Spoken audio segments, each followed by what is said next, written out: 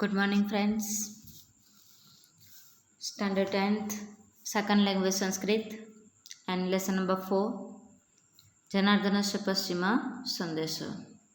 Janardanasya means Sri Krishna. Paschim means last. Sandesha means message. तो जनार्दनस्य last message हम lesson समझे उससे पहले हमें लेसन की स्टोरी सुन लेनी चाहिए, जिससे हमें लेसन समझने में आसानी रहे। तो इस लेसन के अंदर कौरव और पांडवों की बात की है।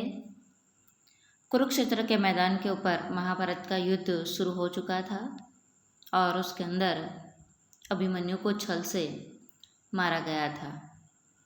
तो इस बात से अर्जुन बहुत दुखी था और अर्जुन ने संकल्प किया था कि जिन लोगों ने मेरे बच्चे अभिमन्यु को मारा है उन सबको मैं मार दूंगा, सबका मैं सर्वनाश कर दूंगा। ऐसा संकल्प अर्जुन करता है। वो बहुत दुखी होता है। अर्जुन और सुभद्रा यानी कि श्री कृष्ण की बहन। तो ये अर्जुन और सुभद्रा का एक लौटा बेटा अभिमन्यु था।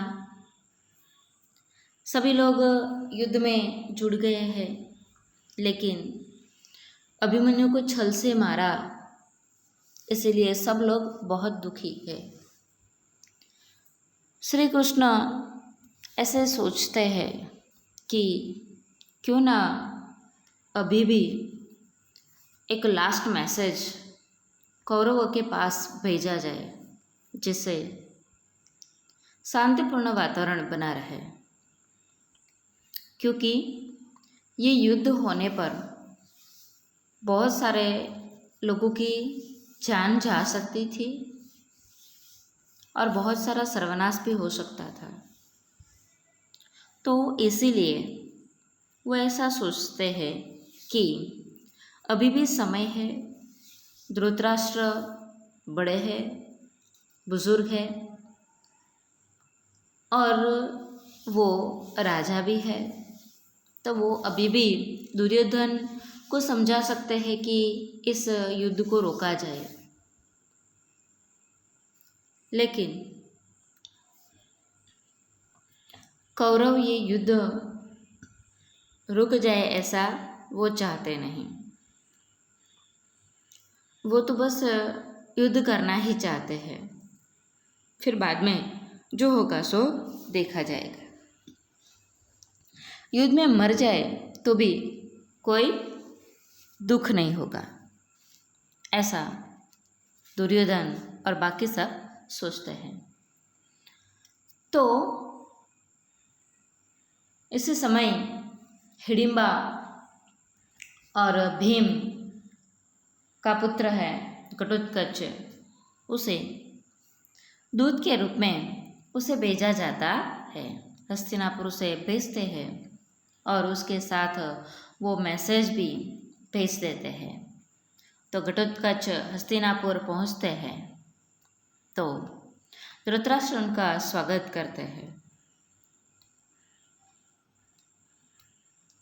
और धृतराष्ट्र कहते हैं कि श्री कृष्ण का लास्ट मैसेज है, वो कहने के लिए आया हूँ।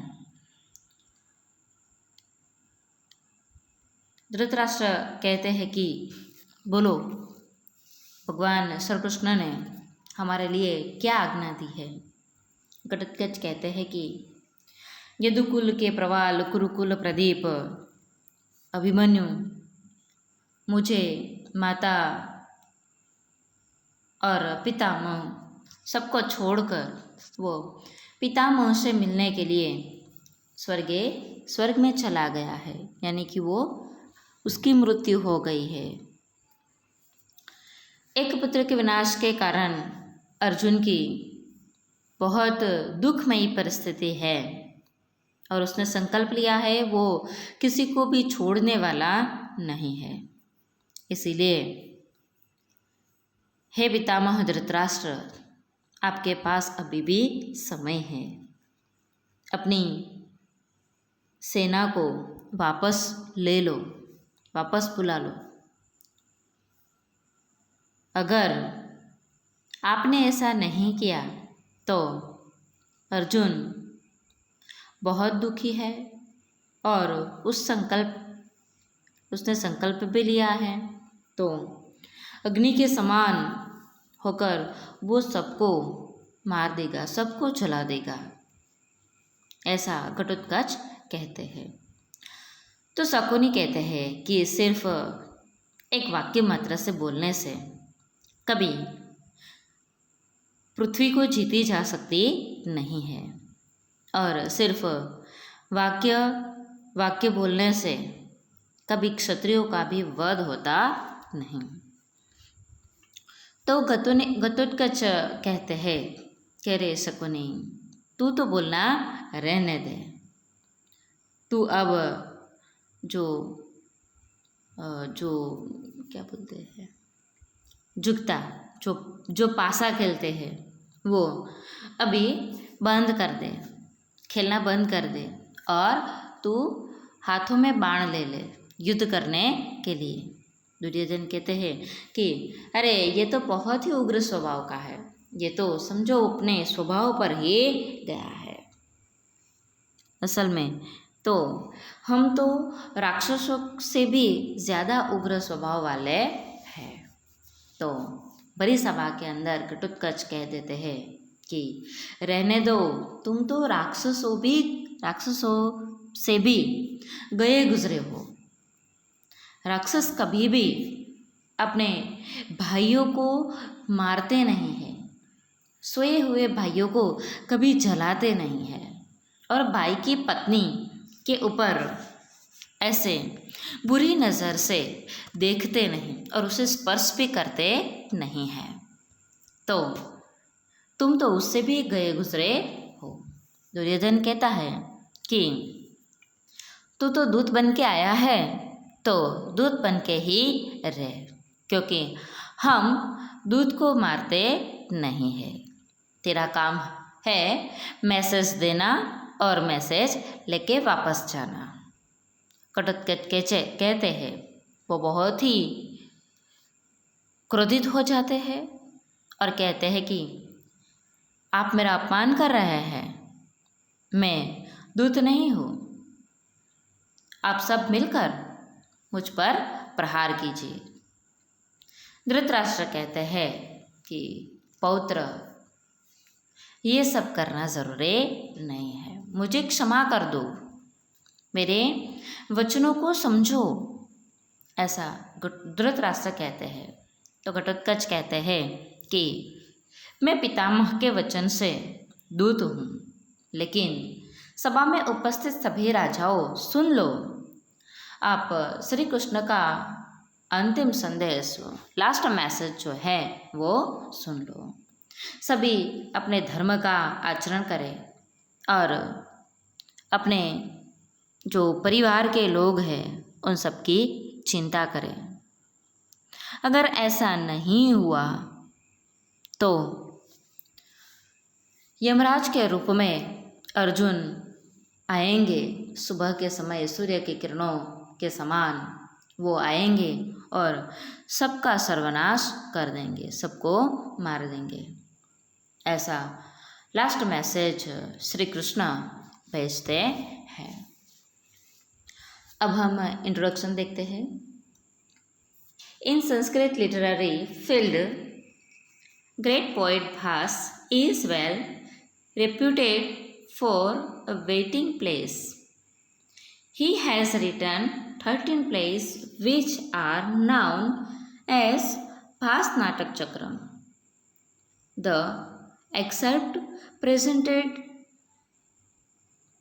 here is taken from his one-act play Dutghatotkacham, which is one of these 13. तो कि भास ने 3 नाटक लिखे हैं, तो इन 3 नाटकों को भास नाटक चक्रम के नाम से जाने जाते हैं। The theme of the excerpt is based on the Mahabharata. Battle of Mahabharata is going on in Kurukshetra, and today Abhimanyu is unjustly killed in it. Hence, Arjun is very sad and has announced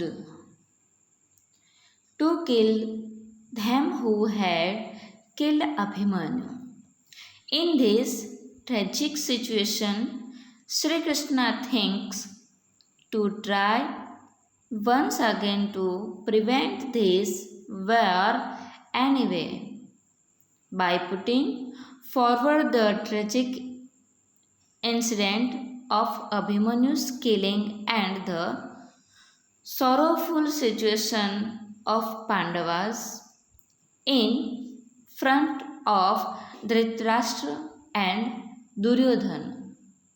Sri Krishna plans to convince Dhritarashtra. He selects Ghatotkacha as his envoy. The sends throughout him a message of threat. But engrossed in the madness of war, Duryodhana, his companions Sakuni and others are not ready to listen to the message of treaty.